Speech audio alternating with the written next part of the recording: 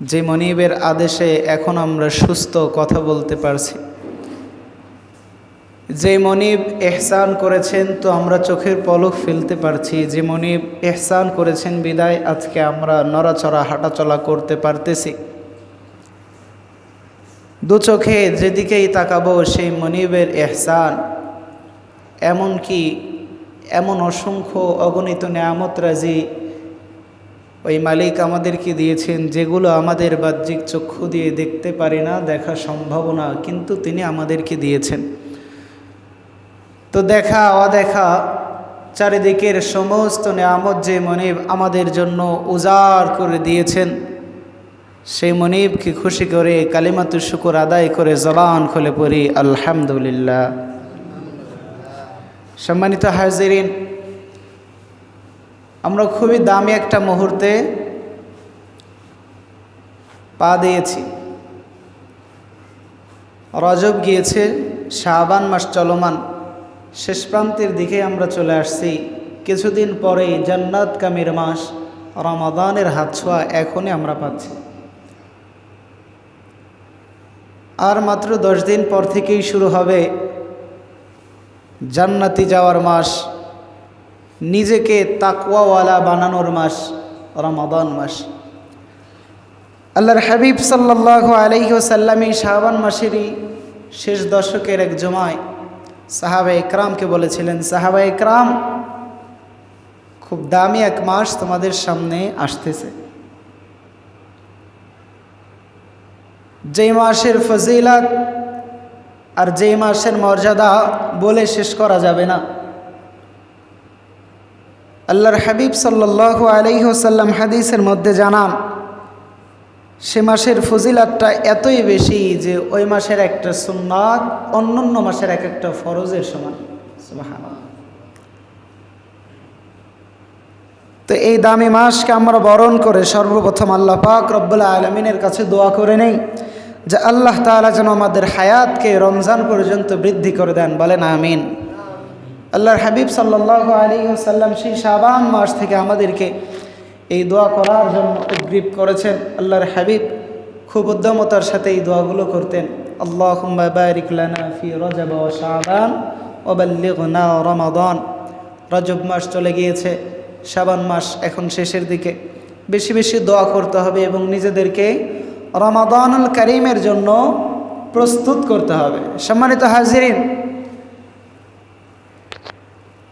প্রথমে আমাদেরকে জানতে হবে রমজান মাস দামি, এটা তো জানি, কেন দামি হলো, কিসের কারণে দামি হলো।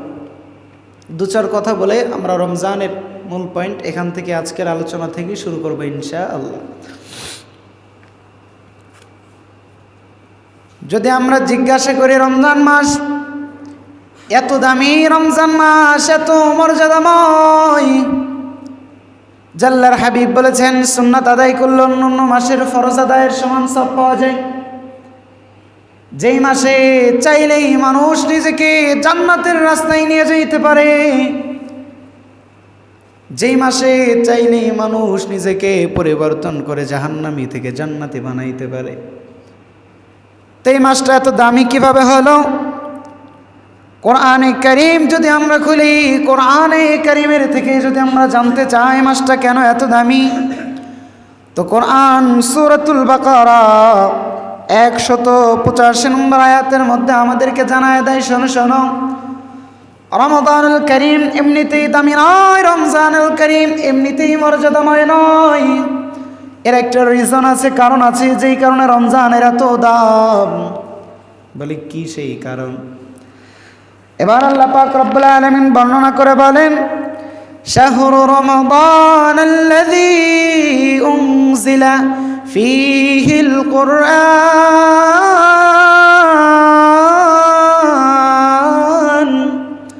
হুদাল লিন্নাসি ওয়া বাইয়িনাতিন মিনাল হুদা ওয়াল ফুরকান। আল্লাহ বলেন রমজান কেন দামি? কারণ রমজানের মধ্যে আমি আল্লাহ পাক রব্বুল আলামিন মানুষের জান্নাতের ম্যাপ কোরআনুল কারীম নাজিল করেছি। রমাদান কেন দামি? বলে রমজানের মধ্যে কোরআন নাজিল হয়েছে। তার মানে কোরআন এমন এক দামি গ্রন্থ, যেই গ্রন্থ শুধু মাসে নাজিল হয়েছে, মাসটা দামি হয়ে গিয়েছে। শুধু মাসের মধ্যে নেমেছে, ওই মাসকে এত দামে দামি বানাইছে আল্লাহ যে ওই মাসে ডাক দেবা একবার, আল্লাহ বলে 70 বার ডাকার সব তোমার আমল নামাই দিয়ে দিব। সিজদা দিবা বান্দা একটা, 70 থেকে 700টা সিজদা দেওয়ার সব তোমাকে আমি দান করব। দান করবা এক দিরহাম, তো তোমাকে 70 দিরহাম থেকে 700 দিরহাম দান করার সব দিয়ে দিব। জান্নাত কামানোর মাস, জান্নাতি হওয়ার বিশাল এক স্পেশালের মাস আল্লাহ দিয়েছেন রমাদান। কেন দামি হয়েছে বলে কোরআনে কারীমের মাধ্যমে দামি। ও মুসলমান, আমরা এই ধারণা যাতে না করি যে আমি যদি কোরআন পড়ি তাইলে মনে হয় ইসলামের বড় দামি কাজ আমি করে ফেলবো, ইসলামের বড় উপকার আমি করে ফেলবো। আমার কোরআন শেখার মাধ্যমে, আমার কোরআনের ইলম আহরণের মাধ্যমে আমি ইসলামের বড় একটা খেদমত করে ফেলবো, বড় উপকার করে ফেলবো। আল্লাহ তাআলা ওই সংশয় নিরসনের জন্য সূরাতুল বাকারার 185 নম্বর আয়াতে বললেন, না না, কোরআন পড়ার কারণে তোমরা ইসলামের উপকার করো না, কোরআন পড়ার কারণে তোমরা আল্লাহর উপকার করো না, তোমরা কোরআনের উপকার করো না, বরং কোরআন এমন দাম, কোরআন এমন মর্যাদাময় কিতাব যে শোনো শোনো, তোমরা রমজানের ফজিলত তো শুনেছো এত বেশি, ওই রমজানের ফজিলত কেন বলে এই কোরআন ওই রমজানের মধ্যে নাজিল করেছি, তো রমজানের দাম বেড়ে গিয়েছে।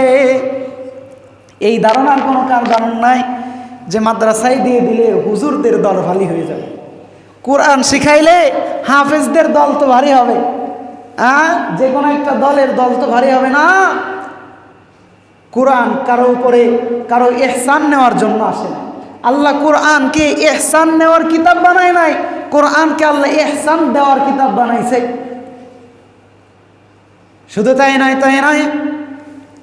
কোরআনকে যদি আমরা বলি ও কোরআন তোমার এত মর্যাদা, তুমি ছিলা কই, যে কারণে তোমার এত দাম, তোমার এত মর্যাদা, তো কোরআনুল কারীম আমাদেরকে জবাব দিয়ে বলে বাল হুয়া কুরআনুম মাজিদ ফি লাওহিম মাহফুজ।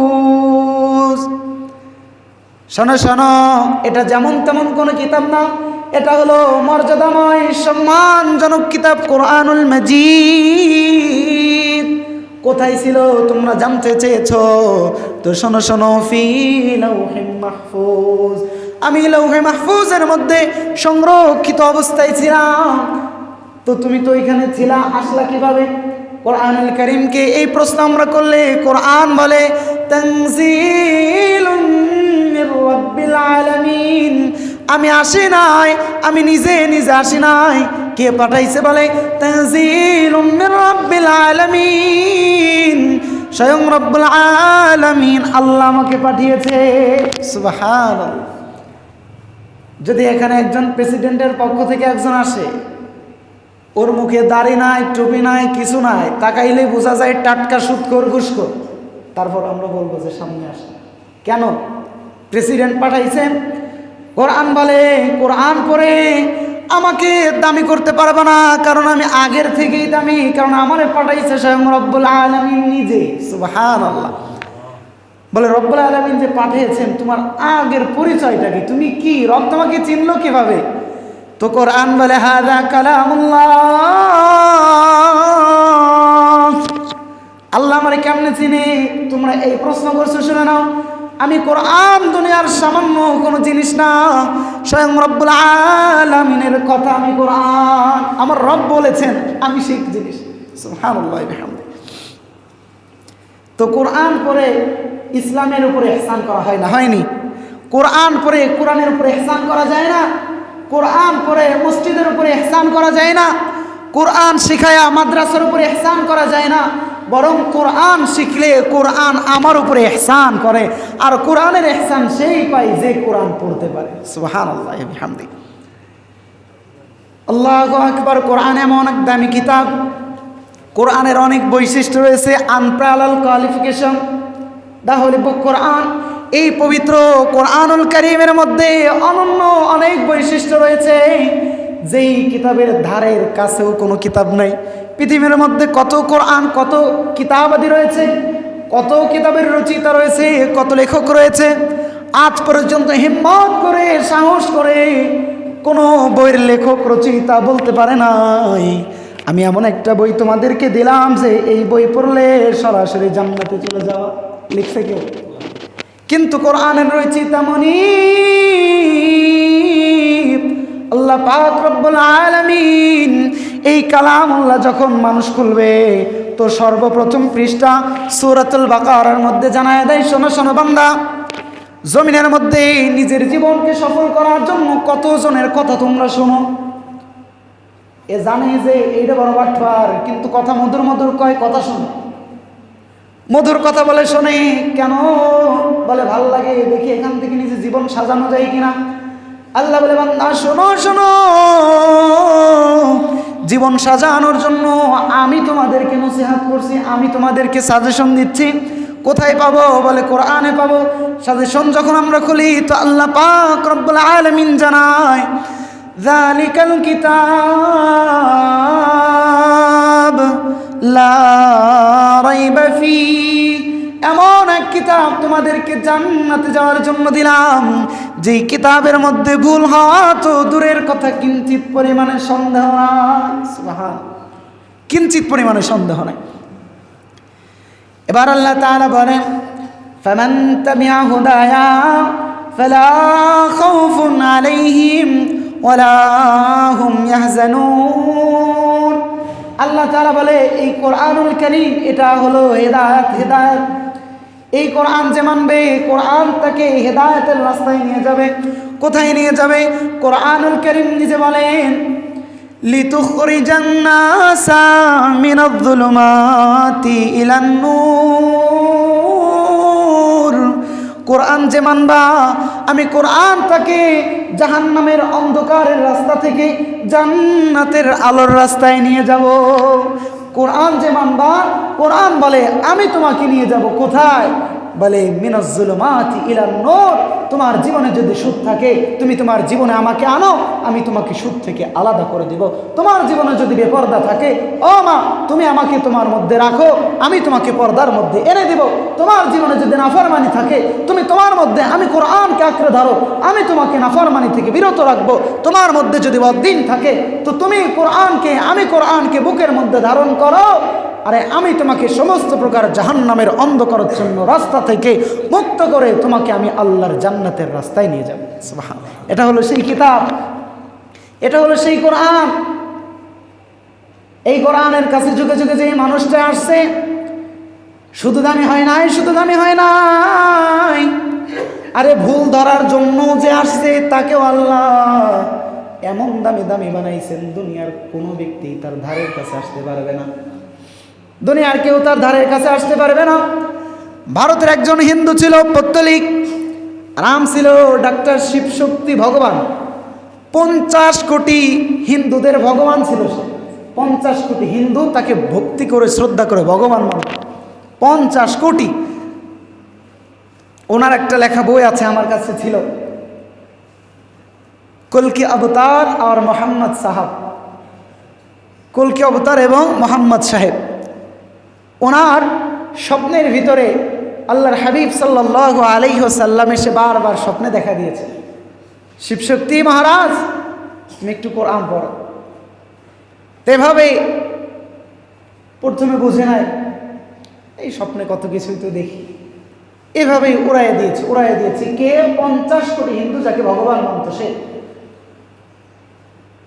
তো রিসার্চ শুরু করলো, দেখি কোরআনের ভিতরে কেমন কি ভুল আছে, ভুল ধরি। এই ভুল ধরার জন্য ডাক্তার শিবশক্তি মহারাজ 50 কোটি হিন্দুর ভগবান যখন কোরআনুল কারীম খুলল, সর্বপ্রথম তার চোখ গেল, পড়া শুরু করে দিয়েছে, বিসমিল্লাহির রহমানির রহিম। ডাক্তার শিবশক্তি বলে, আমি বাইবেল পড়েছি, গীতা পড়েছি, দীঘানিকা পড়েছি, জিন্দাবস্তা পড়েছি, মহাভারত পড়েছি, আর এত চমৎকার সুন্দর সাহিত্য, মর্জিত, মণ্ডিত বাক্য কখনোই শুনি নাই। এত সুন্দর বাক্য, বিসমিল্লাহির রহমানির রহিম। আরে আমার বাইবেলের ভিতরে তো এটা নাই, আরে আমার মহাভারতের মধ্যে তো এটা নাই। শুরুতেই শুরু করে এত নম্বর গীতা, এত নম্বর শ্লোক, এত নম্বর উক্তি, হ্যাঁ শুরু করো অংদং তম প্রবিশান্তি।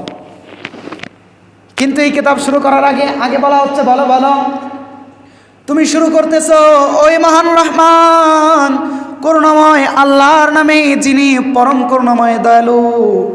এবার এটা শুরু করে প্রথম আয়াতটা পড়ছে আলহামদুলিল্লাহি রাব্বিল আলামিন, সমস্ত প্রশংসা ওই আল্লাহর, যিনি এক জগৎ দুই জগতের মালিক না, দু চোখে যা দেখি আর না দেখি, যত জগতের খবর জানি আর না জানি, সব জগতের মালিক। আশ্চর্য হয়ে গেছে, আজ পর্যন্ত কোনো হিন্দু খ্রিস্টানীয় কোনো প্রকারের ধর্মের ভিতরে এই রকমের বাক্য পাই নাই, এই রকমের বাক্য পাই নাই। এক কথার ভিতরে প্রভুত্বের সর্বোচ্চ মাকামের স্বীকার যিনি করলেন, প্রশংসা করো ওই আল্লাহ, যিনি এক জগৎ দুই জগৎ নয়, এক পৃথিবী দুই পৃথিবী নয়, এক মণ্ডল দ্বিমণ্ডল নয়, সমস্ত মণ্ডল, সমস্ত ভূখণ্ড, সমস্ত আরদিয়াত, সমস্ত সামাউইয়াত, সমস্ত কাদের কুদরাত ওই আল্লাহর, যিনি সব কিছুর মালিক। সুবহানাল্লাহ। ডাক্তার শিবশক্তি বলে, যতবারই আমি কোরআনুল কারীম পড়েছি, উনি 1978 সালে রেসকোর্সের ময়দানে আসছে, ভাষণ দিছে, সোহরাওয়ার্দী উদ্যানে আসছে। ওনার পরবর্তী নাম ছিল ইমরান, আরেকটা নাম ছিল আব্দুর রহমান, যখন মুসলমান হয়েছিলেন। তো কোরআনুল কারীম পড়েছে, যতই পড়ে দেখে ভালো লাগে। সূরাতুল বাকারা শুরু করছে, তো শুরু করার পরে দেখে আল্লাহ তাআলা কসম করে বললেন আলিফ লাম মিম যালিকাল কিতাব লা রাইবা ফীহি হুদাল লিল মুত্তাকিন। এটা এমন কিতাব যার মধ্যে সন্দেহ নাই, শুধু তাই না, এটা মুত্তাকি বান্দারে হেদায়েতের জরিয়া, মুত্তাকি বানানোর জন্য উত্তম এক গাইডলাইন। পরে ভালো লাগে, যত পরে নতুন লাগে, যত পরে মজা লাগে। পড়তে পড়তে কোরআনুল কারীম শেষ করে ফেলছে। শিবশক্তি বলে, আমি তো এখনো সব কিছু ভালোভাবে বুঝে পারি নাই, পড়েই যদি এত মজা, আরে বুঝলে কত মজা হবে। চলে গেছে আলেমদের কাছে, দেওবন্দের উলামা ইকরামের কাছে গিয়ে সাথে সাথে ঈমান আনয়ন করেছে। ঈমান আনয়ন করে 50 কোটি হিন্দুর ভগবান শিবশক্তি যখন ইসলাম গ্রহণ করেছে, কোটি কোটি হিন্দুত্ববাদী ধর্ম ছেড়ে কালিমা পড়ে মুসলমান হয়ে গিয়েছে। তো এই যে ডাক্তার শিবশক্তি মহারাজ 50 কোটি হিন্দুর ভগবান, জীবনের পরিবর্তন ঘটেছিল কিসের মাধ্যমে? একটু জোরে বলেন, কিসের মাধ্যমে? ও মুসলমান, হিন্দু কোরআন পড়ে হেদায়েত পেয়ে গেল, বৌদ্ধ কোরআন পড়ে হেদায়েত পেয়ে গেল, কত নাস্তিক কোরআন পড়ে হেদায়েত পেয়ে গেল। আহারে আফসোস, আমি মুসলমান, আমি নামাজ পড়ি, আমি মুখে দাঁড়িয়ে রাখি, আজ পর্যন্ত আমি কোরআনটাকে শুদ্ধ করে পড়তে পারলাম না। আমাদের এই আফসোস কোথায় রাখবো না বলেন? আমরা মুসলমান, হিন্দু তার হিন্দুত্ববাদী ধর্ম ছেড়ে দিয়ে কোরআনে ওই মজাটা পাইছে যে 50 কোটি হিন্দুর ভগবান থাকার পরও ওইখানে লাথি দিয়ে সে কোরআনের প্রেমে পড়ে গিয়েছে। আরে আমরা তো প্রতি নামাজে পড়ি আলহামদুলিল্লাহি রাব্বিল আলামিন, কিন্তু কোরআনের প্রেমে আজ পর্যন্ত পড়লাম না, কোরআনের মায়ায় আজ পর্যন্ত জড়ালাম না, কোরআনের জালে আজ পর্যন্ত মহিমা হলাম না। কেন হলাম না? পড়ার মতো পড়া এখনো আমরা ধরলাম। কেন পড়লাম না? কেন বুঝলাম না? কেন মানলাম না? মানার মতো একবারও শুনলাম না, মানার মতো একবারও পড়লাম না, বুঝার মতো একবারও দেখলাম না। আল্লাহ তাআলা বলে, বান্দা সামনে রমাদানুল কারীম, এক সুন্নাত আমল করলে অন্য 11 মাসে ফরজের যেই পরিমাণ সওয়াব, এই মাসে সুন্নাতের সেই পরিমাণ সওয়াব। মাসটা এত দামি কেমনে হলো? শোনো, কোরআন যখন এই মাসের মধ্যে নামছে, কোরআন যখন এই মাসের মধ্যে আমি নাজিল করেছি, তো এই মাসের দাম এতটা বেড়ে গিয়েছে। আমরা যদি কোরআনকে বলি কোরআন এই মাসের মধ্যে নামছে, মাস দামি হয়েছে, তো এই মাসে কোন দিন তুমি নাজিল হয়েছ? তো কোরআন বলে, ইন্না আনজালনাহু ফি লাইলাতিল কদর, আমি কদরের সেই মহান মর্তবাময় রাতে নাজিল হয়েছি। কদর কি তোমরা কি জানোনি? কোরআন আমাদেরকে বলতেছে, ওমা আদরাকা মা লাইলাতুল কদর, তোমরা কি জানো পবিত্র সেই মহামণ্ডিত মর্যাদাময় কদরের রাত কি? আমরা বলি না না, তো কোরআন বলে লাইলাতুল কদরি খায়রুম মিন আলফি শাহর। আমি যেই রাতে নাযিল করেছি, আমি যেই রাতে জমিনের মধ্যে আসছি, আল্লাহ পাক রব্বুল আলামিন ওই রাতকে 1000 মাসের চাইতেও দামি করে দিয়েছেন। সুবহানাল্লাহ। আল্লাহর হাবিব সাল্লাল্লাহু আলাইহি ওয়াসাল্লাম দোয়া করেছিলেন, আয় আল্লাহ, আবু জাহেল নচেত হযরত ওমর দুজনেই তো বড্ড ক্ষমতাবান সুদর্শন যুবক, ইসলামের পক্ষে এদের শক্তিগুলো লাগানো দরকার, আপনি এদেরকে কবুল করেন। মুহাম্মদুর রাসূলুল্লাহর ইসলামের দাওয়াত যখন গোপনে গোপনে নবী চলমান রাখলেন, তখনই মক্কার পার্লামেন্টের মধ্যে আবু জাহেল সমস্ত সভাসদবর্গদেরকে ডাকলেন। ডাকার পরে এবার আবু জাহেল বললেন, দেখো দেখো, আমাদের বাপ দাদার ধর্মের বিপক্ষে কিভাবে আব্দুল্লাহর ছেলে মুহাম্মদুর রাসূলুল্লাহ সাল্লাল্লাহু আলাইহি ওয়াসাল্লাম কিভাবে বিরুদ্ধাচরণ করে। আওয়া আবাউনাল আউয়ালুন কুল ইন্নাল আউয়ালিনা ওয়াল আখিরিন। বাপদাদার ধর্মের বিপক্ষে বলে, আল্লাহ তাআলা বলে না না, বাপদাদার ধর্মের বিপক্ষে না, তোদের বাপদাদার আগের বাপদাদা যারা ছিল, পরে যারা আসবে, প্রত্যেকের পক্ষে আমার হাবিব কথা বলে। এবার মক্কার তদানীন্তনকালের পার্লামেন্টের মধ্যে দাঁড়ায় আবু জাহেল বলে, আব্দুল্লাহর ছেলে মুহাম্মদুর রাসূলুল্লাহর কল্লা যে আনতে পারবে তাকে আমি বিশাল বড় অঙ্কের পুরস্কার দিব। বলে কি দিবা? বলে 100 উটনি তাকে দান করব। তখন ওই সভাসদবর্গের মধ্যে ছিলেন হযরত ওমর। হযরত ওমর দাঁড়ায় বলে, আমি রাজি, 100 উট রেডি করো, এই যে তরবারি নিয়ে আমি যাই, আব্দুল্লাহর ছেলে মুহাম্মদুর রাসূলুল্লাহর কল্লা না নিয়ে ফিরবো না। নাউযুবিল্লাহ। এক ঘটনা আছে, সেটা আপনারা জানেন, যে পথিমধ্যে একজনের সাথে দেখা হয়েছে, সে বলছে বোনের বাড়িতে যাও। আর একটা বর্ণনা আছে যেটা অনেকের না জানা, হযরত ওমর ইবনুল খাত্তাব হাতে তরবারি নিয়া রাহমাতুল লিল আলামিনের কল্যাণের জন্য যায়। হযরত ওমর গিয়ে দেখে আমার হাবিব সরওয়ার দু আলম মুহাম্মদুর রাসূলুল্লাহ আমার আল্লাহর সাথে কথা বলতে ব্যস্ত। আল্লাহর সাথে কথা কেমনে বলে? বলে নামাজে দাঁড়ানো। নামাজে দাঁড়ায়া মুহাম্মদুর রাসূলুল্লাহ আবু দাউদ আলাইহিস সালাতু ওয়াস সালামের চাইতে যার কণ্ঠের ভিতরে মায়া ছিল বেশি, হযরত ইউসুফ আলাইহিস সালাতু ওয়াস সালামের চাইতে যার চেহারার মধ্যে সৌন্দর্যতা ছিল বেশি। আরে সমস্ত পয়গম্বরের গুণ হাদিসের মধ্যে আসে, যখন আল্লাহর হাবিব সাল্লাল্লাহু আলাইহি ওয়াসাল্লাম জন্মগ্রহণ করছে, তো উপর থেকে আসছে 26 জন নবীর ফাসাহিয়াত, ফুসুহিয়াত, ইলমিয়াত, যাকাইয়াত বলতে 26 জন নবীর যোগ্যতা, 26 জন নবীর মধ্যে যেই পরিমাণে আখলাক ছিল, সমস্ত আখলাক আমাদের হাবিবের মধ্যে আল্লাহ তাআলা শৈশবকালেই ঢুকায় দিয়েছে। এত দামি দামি পয়গম্বর। আরে দাউদ আলাইহিস সালাতু ওয়াস সালাম যখন ওনার ইনজিল পড়তেন, তো ওনার ইনজিলের ধ্বনিতে সাগরের মাছ জমিনের উপরে এসে দাউদ আলাইহিস সালাতু ওয়াস সালামের কণ্ঠের ঝংকার শুনতেন। ইউসুফ আলাইহিস সালাতু ওয়াস সালামের সৌন্দর্য দেখে মিশরের নারীরা তাদের হাতের আঙুল কেটে ফেলতেন। আর যেই নবী মুহাম্মদুর রাসূলুল্লাহ সমস্ত নবীদের সরদার, যার রুহানিয়াত সবার থেকে বেশি, যার ইলমিয়াত সবার থেকে বেশি, আল্লাহ বলেন ফাদ্দালনা আলা বাযিকুম বাযা, আমি সমস্ত পয়গম্বরের উপরে আমার পয়গম্বর হাবিবে সরওয়ার দু আলমকে ইজ্জতওয়ালা বানাইছি, সম্মানওয়ালা বানাইছি। সমস্ত গুণে গুণী মানুষটা, সমস্ত যোগ্যতায় যোগ্যবান ব্যক্তি যখন কোরআনে কারীমের তেলাওয়াত করতেছে কেমন লাগতেছিল।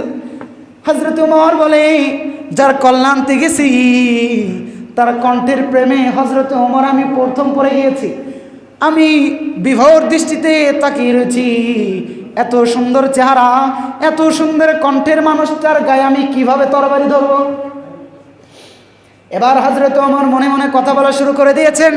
হযরত ওমর বলে, আমি আগে থেকেই জানতাম যে আমাদের মক্কার মধ্যে কত শিক্ষক রয়েছে, কত পাদ্রী রয়েছে, কিন্তু আব্দুল্লাহর ছেলে মুহাম্মদুর রাসূলুল্লাহ কারো কাছে শিক্ষা নেয় নাই। তে এত সুন্দর কথা পাইল কোত্থেকে? জিন্দেগিতে তো শুনে নাই। মুহাম্মদুর রাসূলুল্লাহ কত সুন্দর করে পড়ে আর রহমান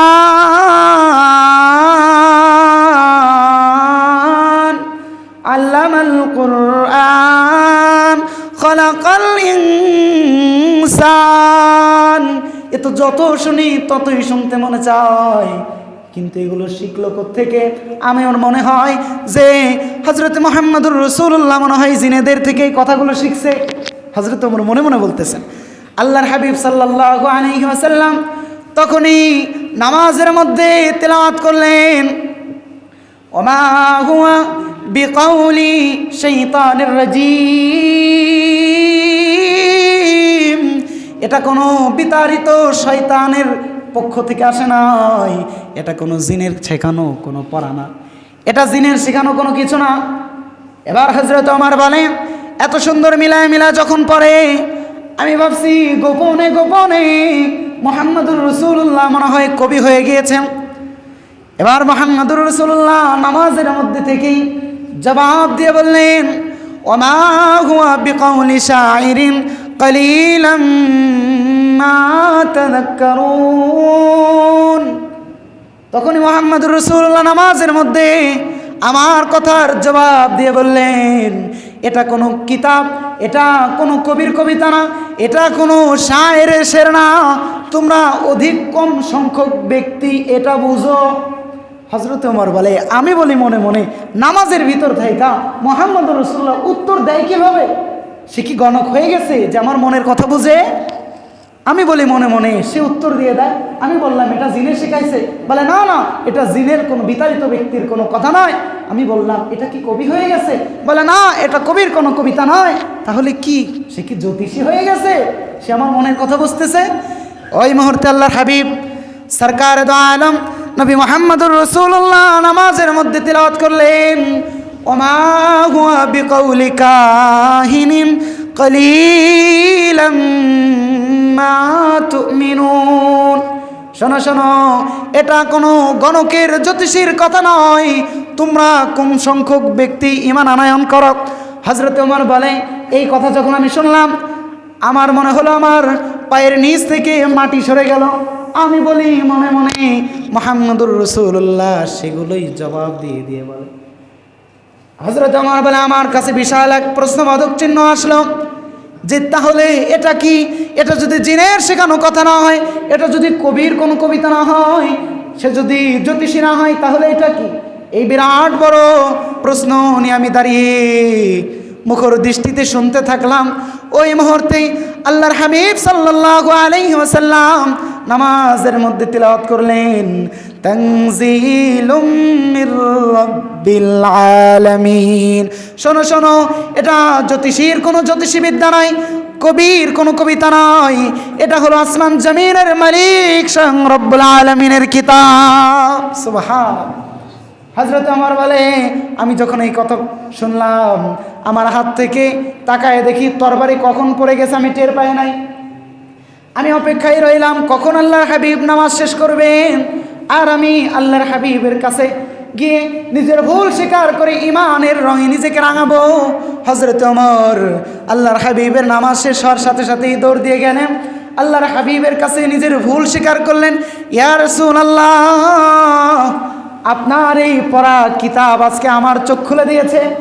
আমি ওমর যে অন্ধকারের মধ্যে ছিলাম, কোরআন আমাকে সেই অন্ধকার থেকে বের করে দিয়েছে। আর আমার বুঝতে বাকি নাই, আমি ওমর বিভ্রান্তির মধ্যে ছিলাম, অন্ধকারের মধ্যে ছিলাম।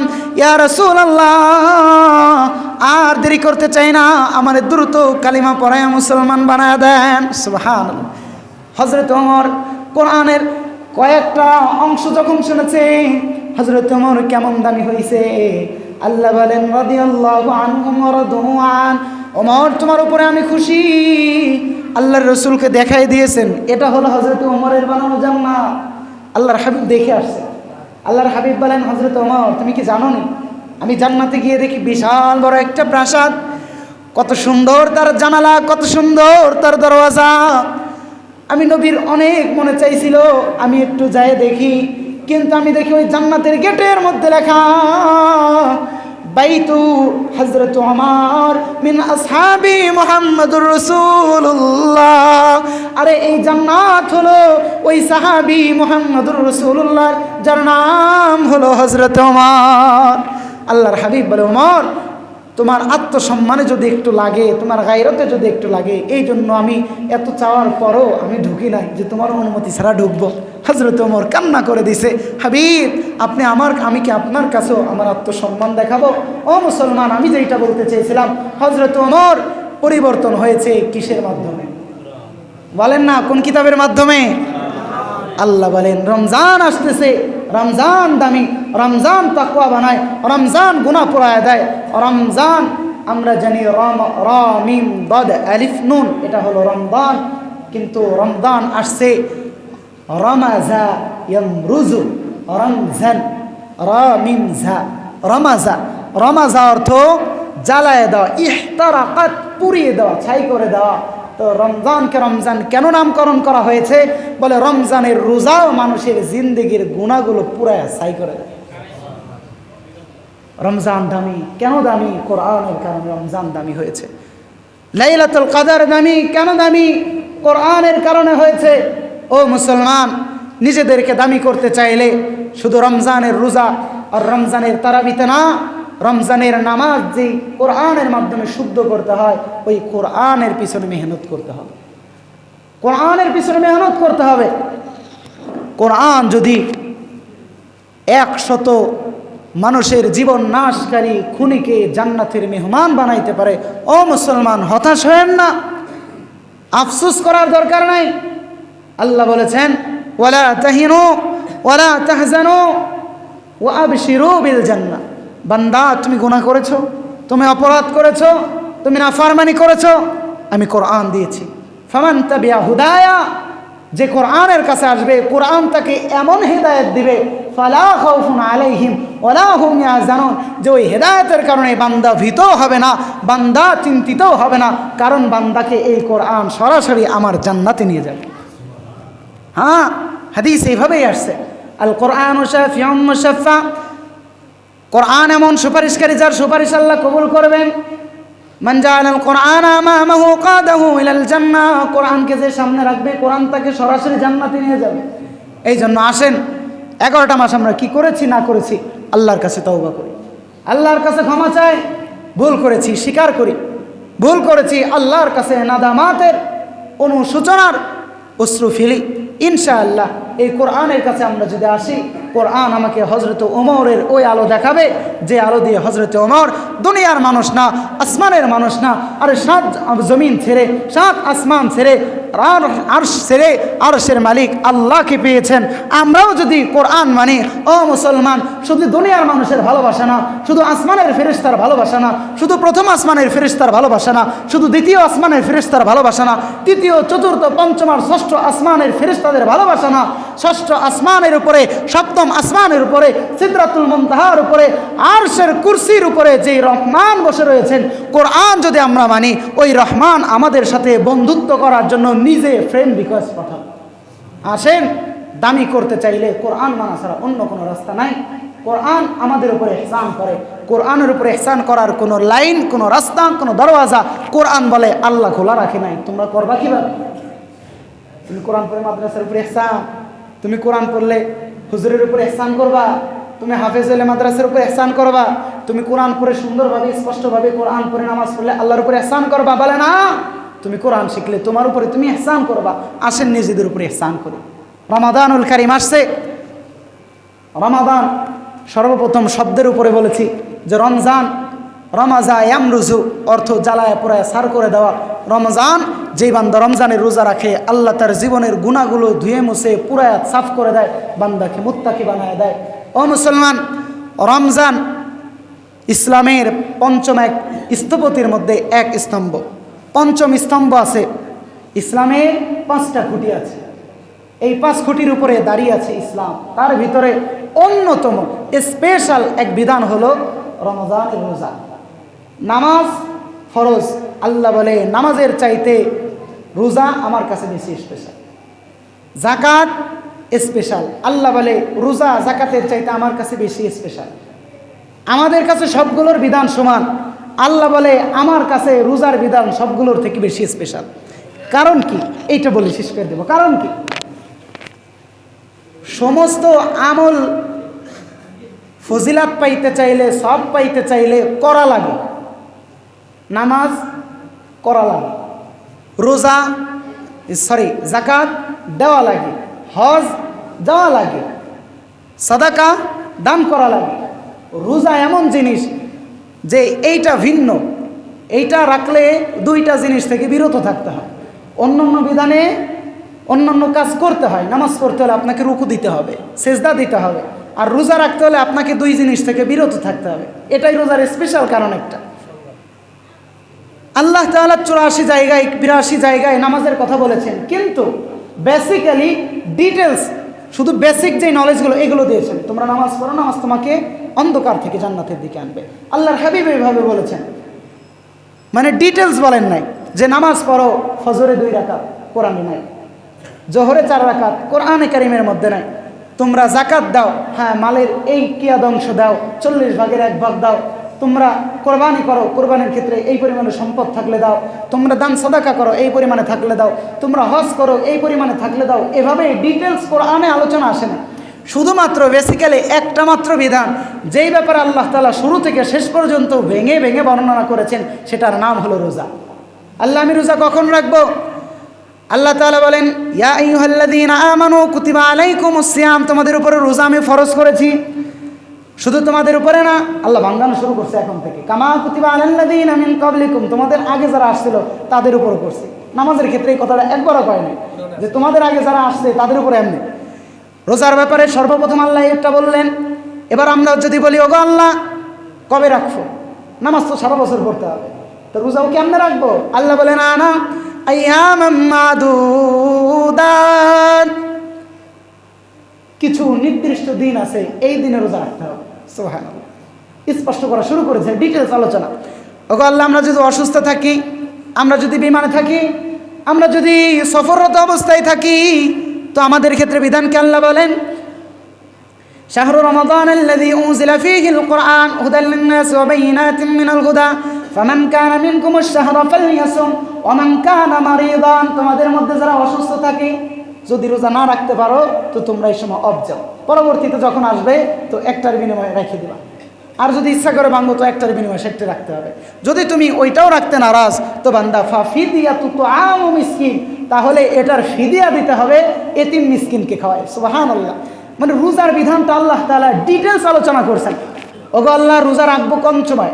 নামাজ তো রাত্রেও পড়া লাগে, হজ তো রাত্রেও করা যায়, যাকাত তো রাতেও দেওয়া যায়, রোজাও কি দিন রাত মিলে 24 ঘন্টা 24 আওয়ার্স রাখবো? আল্লাহ বলেন, আনা আতিম্মুস সিয়ামা ইলাল লাইল, তোমরা তোমাদের রোজাকে সূর্য যখন ওঠে ওই সময় থেকে সূর্য যখন অস্তমিত হয় ওই পর্যন্ত পরিপূর্ণ করো। তার মানে ফজর থেকে তুমি যদি সূর্য অস্ত পর্যন্ত রোজা রাখো তো রোজা পরিপূর্ণ। হ্যাঁ, রাতে আর রাখা লাগবে না। তো আমি প্রথমে বলেছি রোজা আলাদা কেন?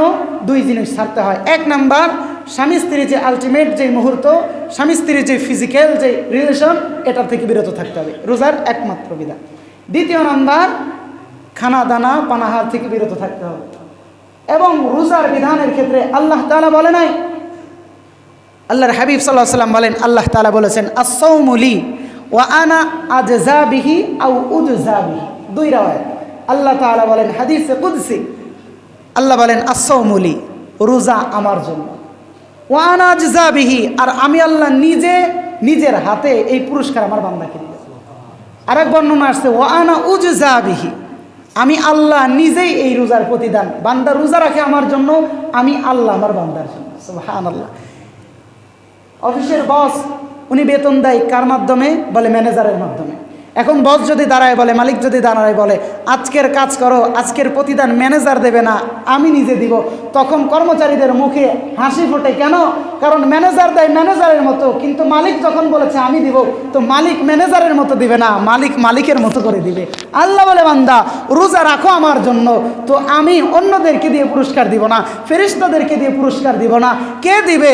আল্লাহ বলে ওয়ানা জাযাবিহি, আমি আল্লাহ তোমাদের মালিক নিজে হাতে তোমাদেরকে পুরস্কার দিব। সুবহানাল্লাহ। ও মুসলমান, সেই রমজান সামনে, প্রস্তুত হন, সেই রমজান সামনে পুরস্কারটা আল্লাহ কেমন দিবেন? রোজার ক্ষেত্রে, নামাজের ক্ষেত্রে আল্লাহ বলেন নাই আসসালাতু লি, নামাজ আমার জন্য। রোজাকে আল্লাহ এত আলাদা করে কেন রাখলেন? কারণ সকালের, এখানে একটা শিক্ষণীয় কথা বলে শেষ করে দেব। যেহেতু প্রথম রোজাটা আসছে, রোজার গ্রান্ডটা তো আপনাদেরকে লাগাইতে হবে যাতে প্রস্তুত হন। রমজান যখন আসে, রোজা বান্দা রাখে ফজর থেকে রাত একবারে দিনভর 12 ঘন্টা, 13 ঘন্টা, 14 ঘন্টাও রাখা লাগে। কিন্তু এই রোজার ভিতরে মানুষ লৌকিকতা ছেড়ে দেয়, লৌকিকতা রাখে। রোজার মাধ্যমে এক জিনিস নির্মূল করা যায়, শরীরের বড় বড় 12টা রোগ আছে, এর ভিতরে এক রোগ রোজার মাধ্যমে নিষ্কাশিত হয়ে যায়, নিষ্পেষিত হয়ে যায়, ধ্বংস হয়ে যায়। কি? লৌকিকতা নামক জিনিস অন্তর থেকে দূর হয়ে যায়। রোজা রাখে, নামাজ পড়ে, অনেকে দেখছে একটা সম্মেলন ডাক দিল, সম্মেলনের ভিতরে আজান হয়েছে, যে লোক নামাজ পড়ে না চাপে পড়ে নামাজ পড়া লাগে, অজু থাকুক আর না থাকুক নামাজে দাঁড়ায় যায়, চাপে পড়ে দাঁড়ায় যায়। কিন্তু রোজা চাপে পড়ে রাখা লাগে না, অসমে যায় খাইতে পারে। হ্যাঁ, পানির নিচে ডুব দিয়ে কয় ডুব মেরে দিল, স্ত্রীর কাছে গেল, এই কথা কি কেউ জানে? এটা এই কারণেই দামি যে এইটা গোপন থাকে, এটা গোপন থাকে। এই রোজার থেকে আমরা একটা শিক্ষা নিতে পারি।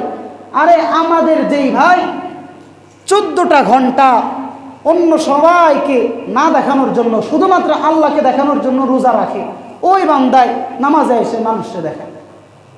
হ্যাঁ, 14 ঘন্টা যদি আমি আল্লাহর জন্য না খেয়ে থাকতে পারি, আর আমি 5 মিনিটের নামাজটাকে আল্লাহর জন্য পড়তে পারি না? নামাজে লৌকিকতা, জাকাতে লৌকিকতা, দান সাদাকায় লৌকিকতা, হজে যায় লৌকিকতা। রোজার মাধ্যমে আল্লাহ একটা শিক্ষা আমাদেরকে দিলেন, ও বান্দা, তুমি না আমার সেই বান্দা যে গোটা 30টা দিন রমজানের পরিপূর্ণ একটা মাস আমাকে দেখানোর জন্য 14টা ঘন্টা না খেয়ে থাকছো? তুমি না সেই বান্দা? তো তুমি সেই বান্দা, ইফতারের পরে নামাজে দাঁড়ায়া মুসল্লি দেখা